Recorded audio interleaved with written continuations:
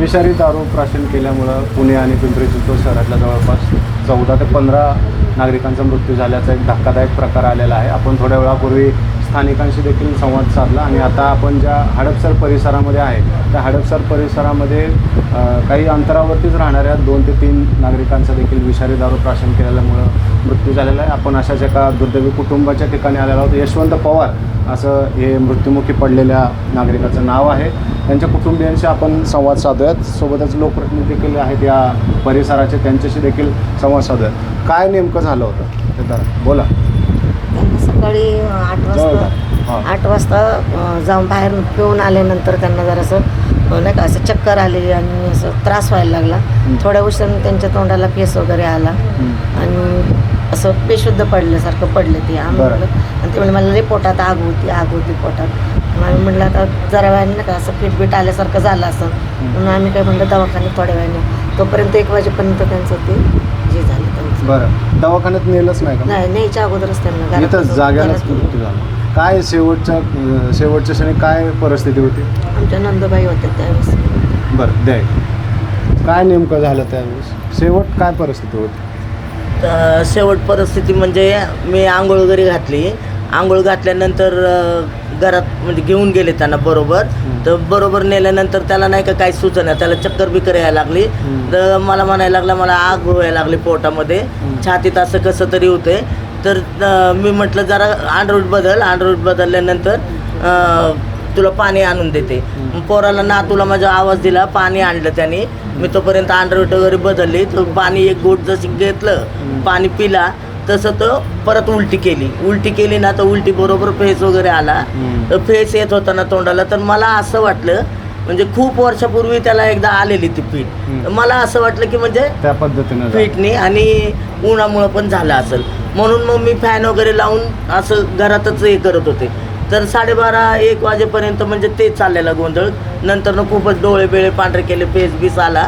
मग 1 वाजता ऑफ झाले. हे सगळं किती वेळात झालं हे सगळं?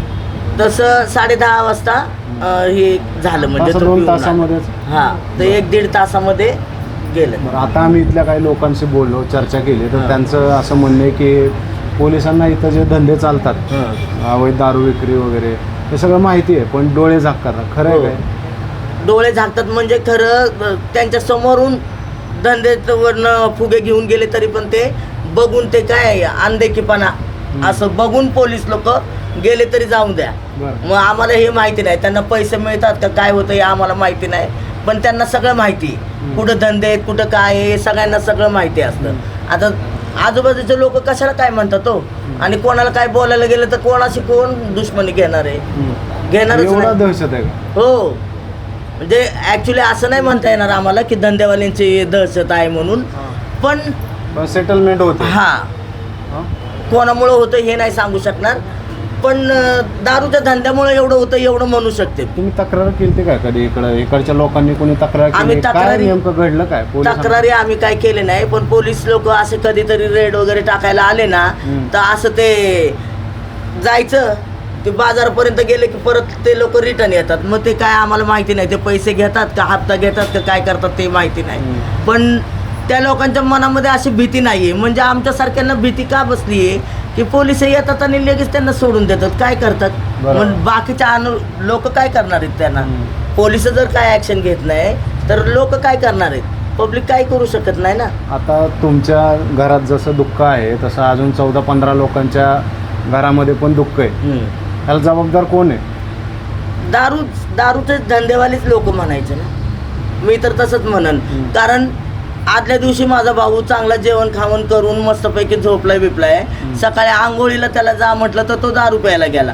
त्या चुकी त्याची आहे, दारू प्यायला गेला मान्य.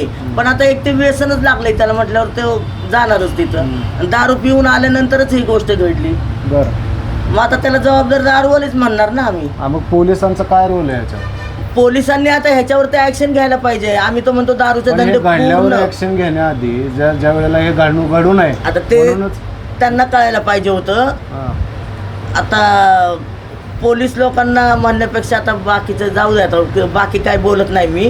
पोलिसांना हे एवढंच कळायला पाहिजे. ते लोक येतात याला फेरी काय म्हणतात त्याला राऊंडला वगैरे येतात. त्यावेळेस कितीतरी लोक पोलिसांना दिसत नाही असं नाही.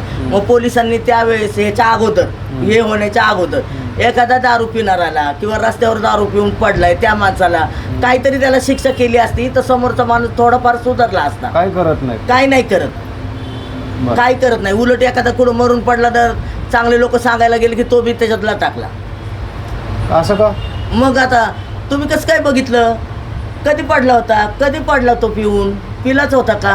हे बाकीचे प्रश्न विचारण्यापेक्षा सांगत पण नाहीत कोणी लोक. आता इथं दारू विक्री होत होती म्हणून सांगताय, इथल्या महिलांना त्रास होत होता का याचा? हो, खूप होतोय. मग? होतो, पण काय करणार आता? काय करणार नाही. या इकडे या इकडे या पुढे. अहो पुढे या. अहो या इथं बसा, बसा बसा खाली बसा. द्या त्यांच्या द्या. हे बघा हे दार. इथल्या महिलांना पण त्रास होतो का यांचा? जर दारातनं जर बेवडे येणार जाणार तर घरातले करते धरते तर घरातच बसणार, घरातलं लक्ष ठेवत. तर मग बाकीच्यांचं कोण बघणार? बरं, बाकीच्यांचं झालं ते झालं. दुसरी गोष्ट, जर त्यांना जरी काय बोलावं कुणाला बेवड्यांना, ते भांडणाचा ताप कोणी करावं? आता बेवड्यांच्या हातात कोयते ते बेवडे कावडे येतात तिथनं रोडने फिरताना रात्रीचे सगळेजण गाड्यांवर फिरतात, घासत फिरतात कोयते. प्रशासन काय झोपलेलं आहे का? दिसत नाही का? आम्हाला एवढा आवाज म्हणजे येतो. मी करायचं म्हणजे मी एकट्याने दुश्मनी घ्यायची. अच्छा. बरं, मला आता मगाशी यांनी सांगितलं लहान मुलं पण इथले व्यसनाच्या. हो, काय मग परिस्थिती? आज माझ्या देशाचं भविष्याचं धोक्यात आहे, तर मग बाकीच्यांचं काय करायचं आहे? मग माझाच घरात मलाच धोका आहे, तर मग मी विचार केला पाहिजे. हा हे मला मान्य आहे. दारू पितात? हो, काय दारू गांजा सिगरेटी आहे, त्यांना बाकीच्यांना इंजेक्शन आहेत, तर कसल्या गोळ्या आहेत, अजून काय काय नशे आहेत. असे त्याच्याकरता लोक एवढे घाण चोरे करतात, कुणाचं काहीच ठेवत नाहीत. चालता मग असं चालत असेल ना, इथनं चालत जरी एखादा चालला असेल ना रात्रीचा, तर सटकेने मोबाईल घेऊन जातात. एवढं? त्या कॅनलच्या कोपऱ्यांनी घुसले ना, आता अंधारात कोण जाणार त्यांच्या मागं शोधत? आणि गाड्या एवढ्या स्पीडने जातात, माणूस पळत कुठपर्यंत पळणार आहे बाईकच्या मागं? खरं. बरं, CCTV लावा, तर त्यांना तुमचं सरकारी परमिशन पाहिजे. बरं, लावला, परमिशन जरी घेतली तर ते म्हणणार तुमचं CCTV फुटेज दे, हेच कर. रात्रीचं आहे, दिवसा आहे. साधारणपणे काय माझ्या लक्षात येते की सामान्य लोक काय कोणी यांच्या नादी लागतात? सामान्य बरोबर. लोकांनी ठीक तुमच्याकडे आहे आता. यायचं कसं? सामान्य लोक नाही नादी लागू शकत, पण तुम्ही या भागाचे नगरसेवक, काय चाललंय तुमच्या भागामध्ये? राहू द्या आता. खरं तर आत्ता तुम्हाला या ताईंनी किंवा दादाने जे सांगितलं ती 100% खरी परिस्थिती आहे. या भागामध्ये दिवसा ढवळ्या आता तुम्ही बघता भर वस्तीमध्ये जो दारूचा गुत्ता होता तो भर वस्तीमध्ये. आणि मला तुम्ही सांगा ना, ह्यांनी कशाला कंप्लेंट केली पाहिजे नागरिकांनी? पोलिसांना दिसायला नको? आपण काय म्हणतो, आपले पुणे शहरातले पोलीस एवढे कार्यक्षम आहेत की साधी टाचणी पडली तरी त्यांना आवाज येतो. मग जर एवढा मोठा इन्सिडेंट त्यांना समजायला नको का? आणि ह्या व्यतिरिक्त आम्ही वारंवार त्यांना सांगतोय ना की आपल्या प्रभागामध्ये असे काही अवैध धंदे आहेत, ते तुम्ही बंद केले पाहिजेत. आपली तरुण पिढी त्याच्या नादी लागलेली आहे आणि तरुण मुलं ही व्यसनं करून त्या कुटुंबाला पण त्रास देत आहे. पण तरी जर पोलीस प्रशासन जर याच्यावर कारवाई करत नसेल तर काय आम्ही या पोलीस प्रशासनाला बोलणार? काय ह्याच्यात आता नागरिक आहेत, हे तुमच्या कदाचित मतदार असतील. माझा प्रभागच आहे. यांना कसं करणार तुम्ही? रिलीफ कसं देणार? आता कारण त्यांनी सांगितलं लहान मुलं इथले व्यसनाच्या आहारी गेलेले आहेत, बाई माणसांना धोका आहे. बरोबर. चालता कोयत्यानं वार करतायत, मोबाईल पळवून नेत आहेत, सोडून देत आहेत. सांगतो आता, म्हणजे वाईट ह्या गोष्टीचं वाटतं की अशा घटना घडल्या जातात आणि अशा घटनांच्या विरोधात जर आम्ही एखादं आंदोलन केलं त्यावेळेस म्हटलं पोलीस पहिल्या वेळेस आम्हाला फोन करून सांगतात तुमची माहिती द्या. काही दिवसांपूर्वी मी जे नसरापूरमध्ये जी घटना घडली त्या घटनेच्या विरोधात मी एक आंदोलन केलं. 2 दिवसात तर मला CP ऑफिसवरून फोन, तुमची आम्हाला सगळी माहिती पाहिजे. कशासाठी? म्हणजे एखादी घटना घडली तर त्याच्या विरोधात आवाज उठवायचा नाही, पण अशा घटना घडल्या तर तिथं मात्र काही करायचं नाही. मला पोलीस प्रशासनाचं आणि सरकारचं काय चाललंय मला हेच समजत नाही. पण आता पाणी डोक्यावरून गेलं आहे. आता आम्ही कसलीही पर्वा करणार नाही.